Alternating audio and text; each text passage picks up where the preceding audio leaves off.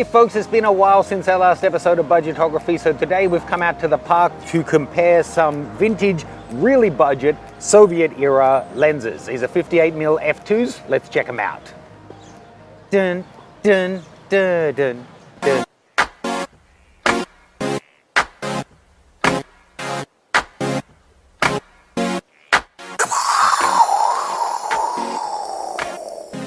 Drama. Hey folks, I hope you're gonna love this video, and if you also love free stuff, head on over to my website. You can sign up to my mailing list. I'll send you a free guide to portraiture.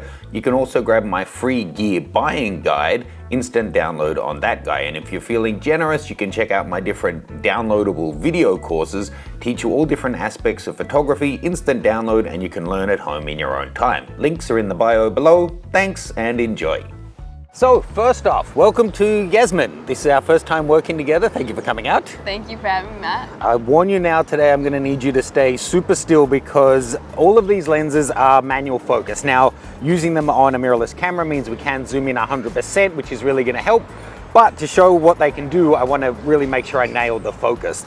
So let me tell you a little bit about these lenses. If you're into old vintage lenses, you're probably quite familiar with them. These are the Helios 44 lenses. So they're a 58mm f2 lens, which was pretty much a straight up copy of the Zeiss Biotar from the late 50s. So it sounds pretty straightforward. You go online, you can find these anywhere. They range in price from $20 to $75 depending on the age and the condition, because they were made all the way through until I think the 80s and 90s even. So in a way it sounds simple, but it actually isn't, because there's so many different variations. They came out with an M39 screw mount, then they switched it to an M42. They brought out a bunch of different variations that some have coating, some have declicked apertures. They were made by 4 or 5 different factories through the period as well. So you really never know what you're going to get when you buy one online. Okay, so shout out to my friend Alex, who actually helped us film the Millennial Translator video, if you guys remember that one. He got onto his friend who is living in that part of the world still, who went on and bought me 6 different ones that all look like they're from different eras and conditions. And we're gonna compare them one after the other to let you know which one actually performs the best and see if you like the results. Okay folks, to be clear, I'm shooting all of these lenses on the Nikon Z7. The Z7 has a really short flange mount, which means that I can put all kinds of different manual lenses on there. I'm first using the FTC adapter, then on each lens I'm putting the photodiox adapter, which lets me go from M42 screw mount to the Nikon F mount, which then connects to the FTC adapter. But of course, given that these are fully manual lenses, there's no pass-through of information at all, so keeping track of all 6 lenses could be a nightmare. So Shravya actually went through and gave each of them a name on the paper at least, so then we can have the model hold that up and keep track of which was which and give you the results. So first up, meet Zenit. To me, this looks like one of the original editions. This is just an M44. It doesn't have any extra markings, and this one is using the 39mm screw mount. So I've actually got a 39 to 42 on here. So in the end, this is using 3 adapters to attach to the camera.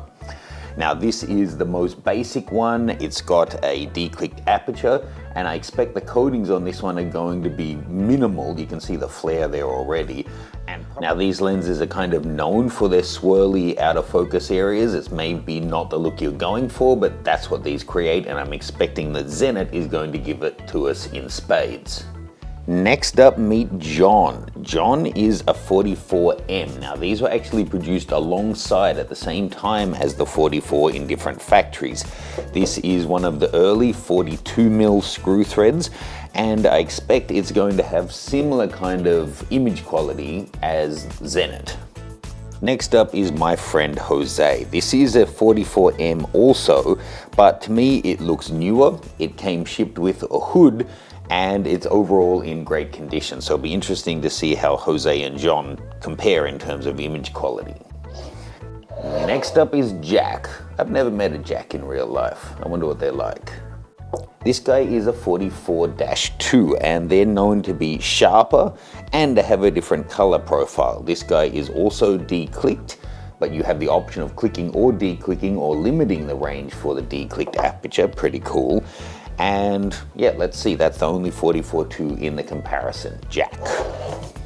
And the last two are Jerome and Julie. I don't know why Shravia went with so many J names, but here we are. And they are both 44M4s. These are later in the production run, are likely to have better coatings, a bit more advanced in terms of their design, but they actually only have 6 aperture blades, whereas the others all have 8. These aren't the latest in the range that were ever made, but I think out of the ones that I have, these are the newest. So these are our competitors: Zenit, John, Jose, Jack, Jerome, and Julie. Let's see how they do.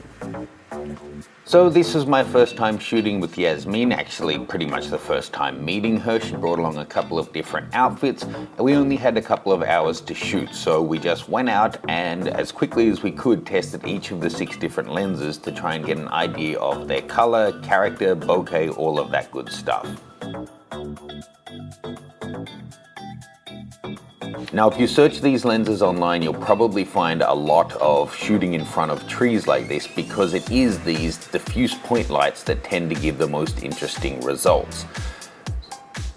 So as we go through, I'm going to show you some B-roll of us shooting and then each of the images that the different lenses produce so you can compare them for yourself. Let's get this. I did like how the green looks in the background, but just all of the fringing on her looks, yeah, but then, is that a person?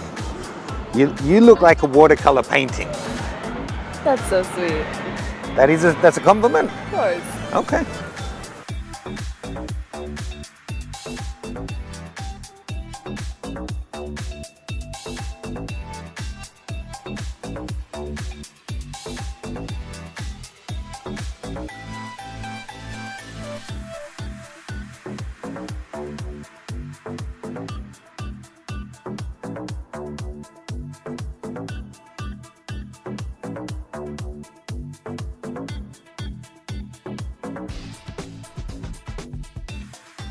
Matthew. I'm so tempted to call you Matthew. Do you not like it? Who told you to call me Matthew? Well, your name is Matthew.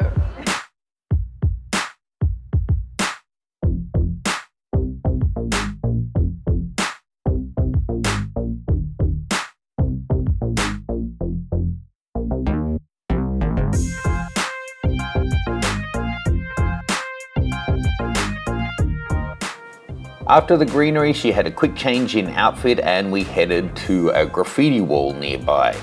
A different kind of a vibe, different kind of bokeh. You've got the hard lines of the black graffiti in the background to see how they blur out. So a different kind of test. Let me know what you think of the results.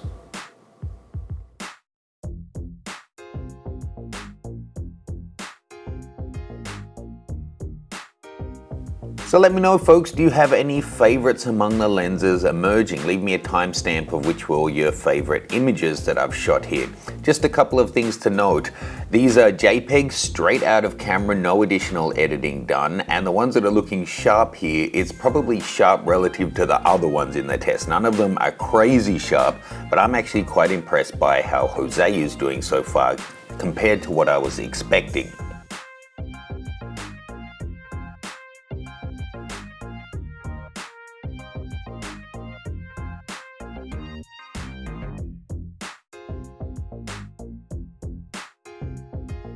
Another thing to note, this is as much a test of my manual focusing as of the lenses, and I really should have made less jokes because having her laughing and chatting back and forward made it kind of difficult, but I've gotten the most in-focused ones that I could to include here for a good comparison.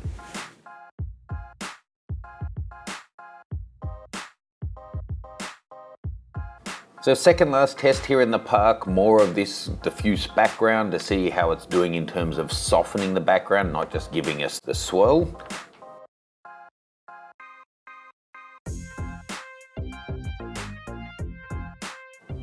And here are our results.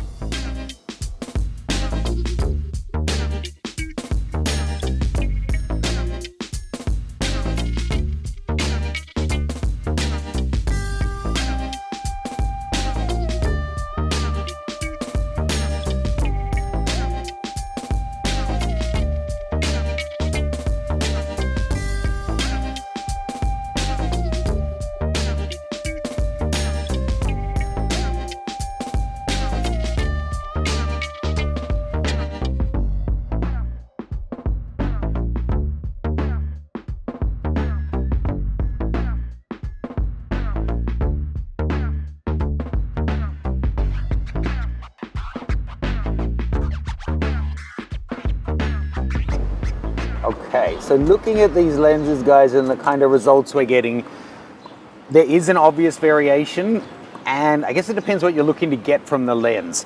You don't buy an old lens like this for any kind of technical perfection. It's for the aberrations and the unique look you're getting from it.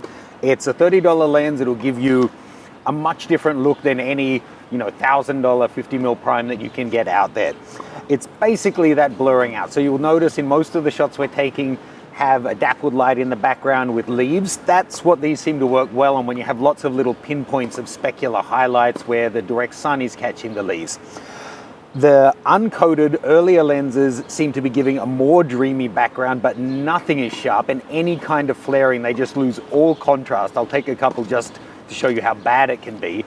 The newer ones maybe are less dreamy, but sharper in the sharp area. So it really, I guess, depends what you want from the lenses. And lucky last, I really wanted to put those coatings to the test, so we got a heavily backlit situation here, almost had the sun in frame, and tested them. So here you can see in video the kind of results we were getting, so the stills shouldn't be too much of a surprise. Okay, so this is the oldest one. I think this may actually be a late 50s original. And it's shockingly bad backlit. There's just no contrast, purple fringing on everything, crazy flare. But again, if you're buying a lens like this for a unique look, you're getting it probably more than you wanted here. So we'll get each of them here as well and see how they compare.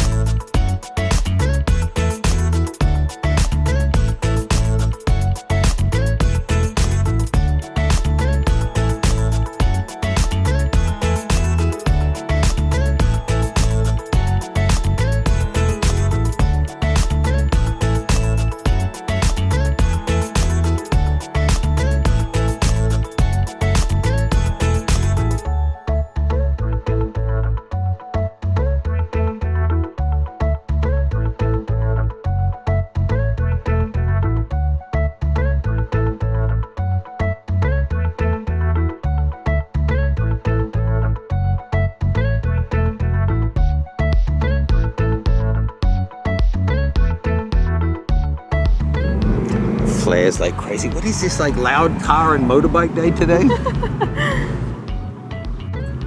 Cool. Thank you for joining us, guys. Thank you for joining us, especially Yasmin. You can check her out on Instagram, New York-based model, so get in touch if you want to book her for something. Fun lenses to shoot with. You're not going to get any kind of a technically excellent result from them, but they do give an interesting result, and for the price is pretty great. As I said, I got these from a buddy who bought them in the former USSR and sent them over. I think he had them bought in the Ukraine. But you can find them in the States. If you go to KEH, I've seen them there for like 50 to 75 bucks. But as you saw in the pictures, they vary a lot in their total results. Go for the coated ones if you want to minimize that flaring.